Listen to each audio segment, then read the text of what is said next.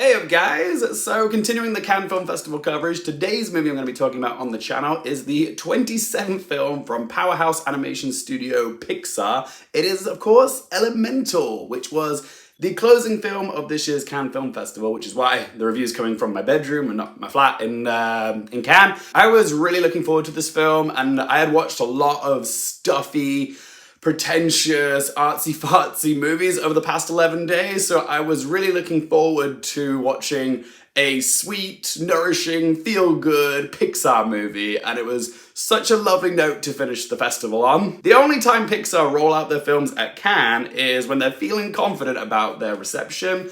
Up, Inside Out, and Soul all got their starts at the Cannes Film Festival, and they all went on to win Best Animated Feature at the Oscars their respective years. But does Elemental possess the same goods as those three films? Elemental is directed by Peter Sohn, who has directed one Pixar feature before, which was The Good Dinosaur, which actually wasn't all that successful. It didn't do all that well critically or commercially. I think it is legitimately Pixar's first ever flop. Like, it was thematically ambitious, but it was just kind of boring. However, Pixar's chief creative officer, Pete Docter, didn't let that deter him from giving Sohn another chance to direct a feature. And I'm glad he got that second chance because at first glance at the Elemental trailer, it really did look like a classic Pixar movie, a very high concept, original, thought-provoking entry in Pixar's wheelhouse. A transportive, imaginative picture that explores humanity via anthropomorphized characters that belong to one of the four natural elements: earth, air, fire, and water. And I will say this, it is a significant improvement on The Good Dinosaur,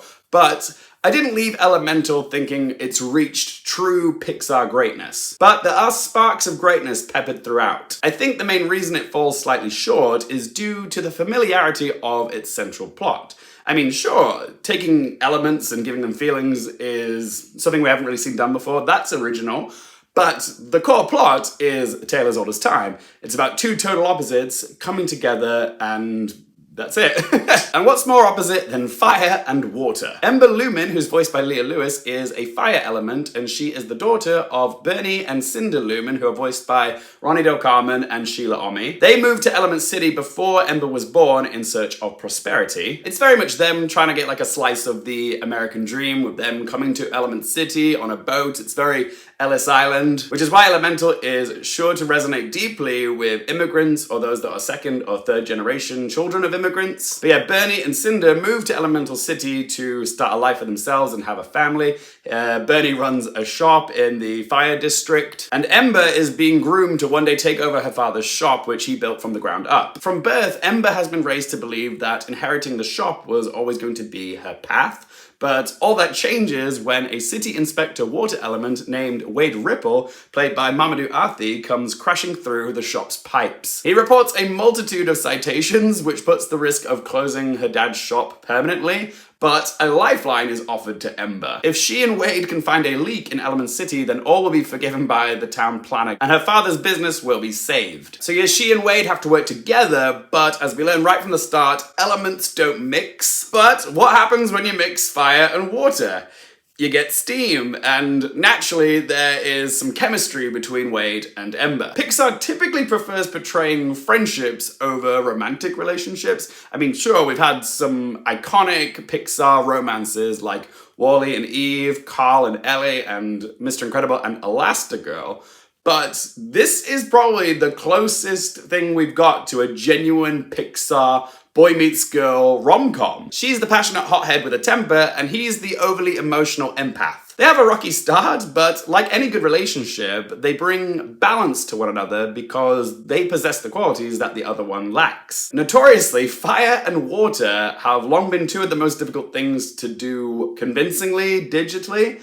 But the contrast between Ember and Wade is really impressive, like with her constantly flickering and shifting temperatures and him being like a gelatinous fluid. It's clear the animators put a lot of thought into the physics and lighting of these elements and how they would interact with the environments around them. However, there are times where the film seems to break its own rules, like the scene where Ember goes underwater in this little air bubble to see this blossoming flower Vivistera. The physics don't make a whole lot of sense in this scene. And there's also the film's finale where Wade seemingly forgets that he can fit through a gap in the wall the size of an iPhone, but he can't seem to figure out how to wiggle himself through a bunch of fallen rubble. So yeah, there are definite times where the writers are taking liberties with what the characters can and can't do. Pixar movies are known for their subtext and metaphors, and there's no shortage of hidden messages in this film. Elemental not only speaks to the immigrant experience, but also to the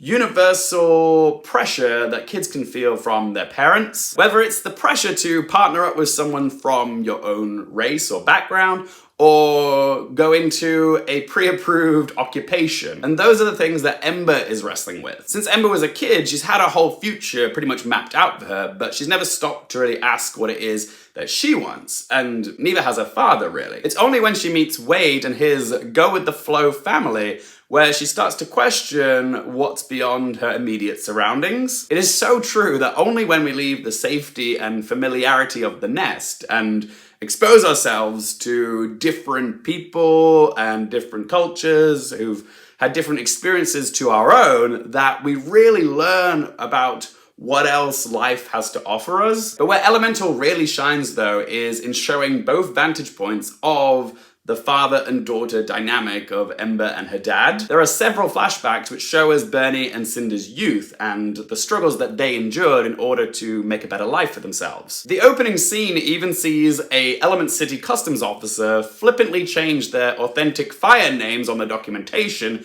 to easier to pronounce Western names like Bernie and Cinder's. This scene is played for laughs, but in reality, it's a situation that many foreigners can relate to. Changing your authentic name to a more white-sounding name in order to acclimatize better to your new surroundings. And because they're immigrant fire elements, they're exposed to so much prejudice when they try to find a place of their own to live, and no building owner will take them as tenants, so they're forced to live in a more dilapidated, slummy area and start from scratch. So yeah, there's also messages in this about the class system. But yeah, the point I was trying to make is that while all kids, like Ember, should be allowed to make their own choices when they're grown-ups, they often fail to see the sacrifices that parents have made for them in order for them to have a better life. So yeah, in true Pixar fashion, there is wisdom embedded in the story for both parents and for kids. Sometimes you just have to put yourself in their shoes. But I will say this, while it is a lovely message, it's nothing we haven't really seen done before in recent films like Zootopia. I'd say where Elemental struggles a little bit is delivering consistent comedy that both parents and kids can appreciate. It's a little bit more on the kiddie side, this film, which is fine. Kids should be the priority, but the best Pixar films have always been the ones which walk that generational tightrope with finesse. The comedy of Elemental is essentially loads of sight gags and pretty much every tortured pun to do with the elements that the writers could think of. I'll say this, some made me chuckle and some just made me scoff. Like, they range from "you're so hot" to "get off your lazy ash." So I think your enjoyment level of this film will come down to how much puntastic humor you can tolerate. But that's not to say that there's absolutely nothing for the parents in here. Like, the actual meet cute of Ember and Wade is more adult themed than you might initially realize. Their first encounter is loaded with sexual innuendo. She's all sweaty and wet after he comes out of the pipe, and she's checking him out and his rippled physique, and she is literally standing in a flooded basement. In the words of Ginger Minge, "I just gone and flood my basement. Whew! Naughty." I mean, that's how I interpreted it anyways. I've probably gone and ruined this scene for a lot of people who watch this review. Sorry for ruining your innocence. But yeah, the animation style in this film is eye-popping, especially in the action set pieces. I couldn't wait to mention this, but there is one chase sequence in the earlier part of the film which manages to pay homage to both Stanley Kubrick's 2001: A Space Odyssey and Christopher Nolan's Inception simultaneously. Two movies I love, referenced literally in the same moment. Do let me know in the comment section if you spotted it. Shall we talk about its Oscars chances? Because when it comes to awards season, I do feel pretty confident in saying that Elemental will get a nomination for Best Animated Feature, but it is going to have some fierce competition this year with the likes of Sony's Spider-Man Across the Spider-Verse, as well as Disney's musical Wish, and also the new Aardman movie, Chicken Run: Dawn of the Nugget. It is a very exciting year for animation. I would also say that Thomas Newman stands a pretty good shot of being nominated for Best Original Score. The music of Elemental stands out as one of Pixar's finest. Newman's worldly score incorporates a wide variety of different instruments from different cultures. There are flavors of Indian, Vedic, Native American, Tibetan, and Chinese influences, all effervescently harmonizing together beautifully. It's as if all hands across the world are coming together in harmony. It is legitimately one of the best I've ever heard from Pixar. So let's ask them 3 questions. Firstly, would I watch it again? Most definitely. Elemental burns bright with Pixar's magical blend of vibrant animation and imagination. It's not a top tier Pixar movie for me because it does feel like I have seen the story done before, but the combination of colorful characters, inspired world building, dazzling set pieces, and John Newman's spiritual score do make it a movie I want to watch again. Question 2, do I recommend it for you guys? I do, but I would say don't get your hopes up too high with this. Like I said, it doesn't quite reach the Pixar greatness, but it is still a very safe, family-friendly movie with lots of lovely messages about forging your own path and listening to your heart. If you like those opposites attract type movies like Zootopia or When Harry Met Sally, then yes, go check this one out. And third question, what score to give it out of 10? While it doesn't have the profound insight of Inside Out, or the poignancy of Coco, or the emotional impact of Toy Story 3, Elemental shows a notable effort to try and recapture some of that Pixar magic of Pixar's heyday. There's lots of interesting ideas here, but I don't think the focus was honed in enough on what it was that it wanted to say. But I did have a good time watching it, so I'm going to give Elemental a score of 7 out of 10. But as always, guys, it's just one bloke's opinion. I want to hear from you. Are you excited to see Elemental? If you've seen it, what did you make of it? Where would it come for you in your Pixar rankings? What do you have to say about the film? Let me know in the comment section down below. If you've enjoyed the video, help me out by hitting the little thumbs up button. For more movie, TV, and Oscars-related content, don't forget to click subscribe, and as always, thank you so much for watching, guys. For more things related to movies, TV, the Oscars, and popcorn culture, I'm Luke Hearfield, and I'll see you next time.